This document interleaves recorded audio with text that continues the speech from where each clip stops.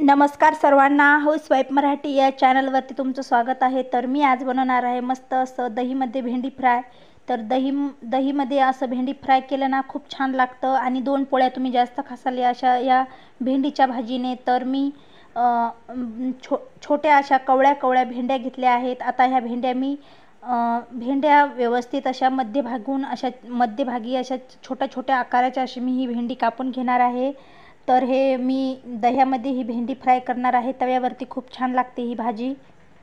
तर अशा सर्व भेंड्या छोट्या आकाराच्या कापून घ्यायच्या आहेत। तर तुम्हाला पण ही रेसिपी भेंडीची भाजी आवडत असेल तर माझ्या चॅनलला लाईक करा, शेअर करा आणि सबस्क्राईब करायला विसरू नका। चला तर बनवूया मस्त अशी भेंडी फ्रायची भाजी मस्त दह्यामध्ये।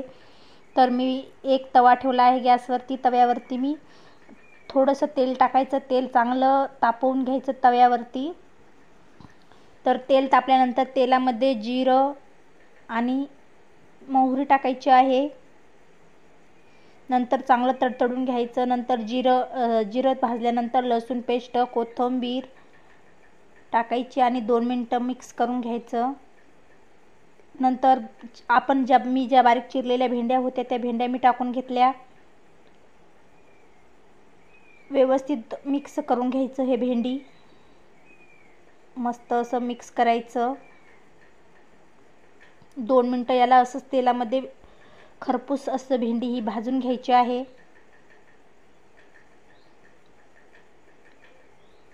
नंतर भेंडी भाजल्यानंतर भेंडीमध्ये मी शेंगदाण्याचं कूट टाकलं आहे बारीक वाटून।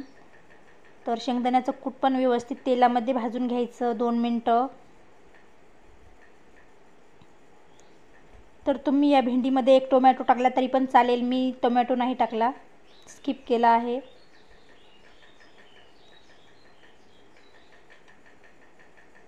नंतर याच्यामध्ये लाल तिखट टाकायचं।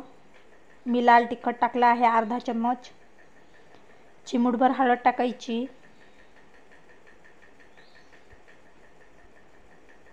आणि चवीपुरतं मीठ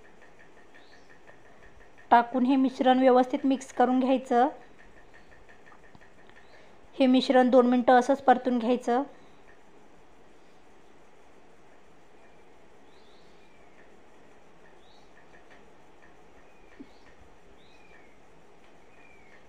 दोन मिनिटं परतून झाल्यानंतर याच्यामध्ये दही टाकायचं आहे।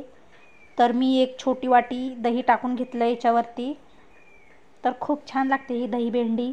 तर तुम्ही नक्की बनवून बघा आणि तुम्हाला जर ही रेसिपी जर आवडली तरच चॅनलला लाईक करा आणि शेअर करा।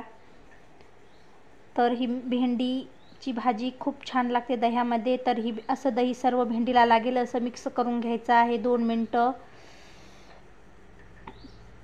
लहान गॅसवरतीच हे भेंडी भाजून घ्यायची आहे। तर व्यवस्थित हे मिक्स करून घ्यायचं।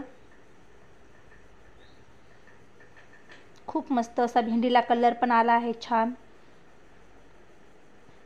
नंतर 2 मिनिटं वाफ काढून घ्यायची आहे। तर वाफ काढून घेण्यासाठी मी गॅसवरती ताट झाकून ठेवलं आहे। 2 मिनिटानंतर हे ताट काढून घ्यायचं आहे आणि मस्त अशी भेंडीची भाजी तयार झाली आहे।